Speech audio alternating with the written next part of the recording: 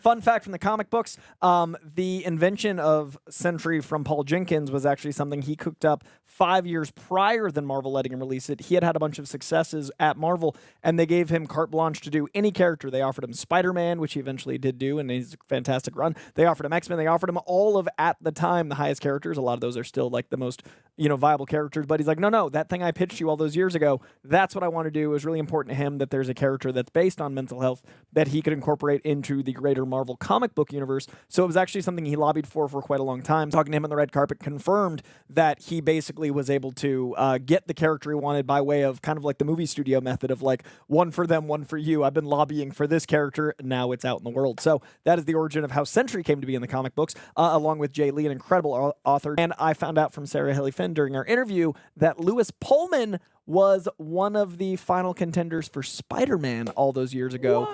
Read in the Tom Holland era to come out for Spider-Man. She wanted to work with him, really loved his tape, and was like, it just didn't quite land, but landed for Sentry. So he was close to being Spidey. And then that kept him on the short list, and Lewis Pullman was then made Sentry all these years later. And final fun fact, Lewis Pullman at the after party was such an angel, is such a Bob Reynolds of empathy without being like the sad squirrely. He's just like an energetic, like, an open, like lovely fellow. As soon as I mentioned I was a comic fan, lit up and started referencing comic moments to me and saying like, oh, and this is what I wanted to bring here. And now you guys were the ones that I really wanted to make sure I had. Like, I really thought that this was where we like needed to, and he was so dialed into the comic books. That is so cool. It was like he lit up as soon as I said, as a comic book fan, like I saw him do what I think people see when they come up to me and say comic, like, and so we just geeked out about comics for quite a while.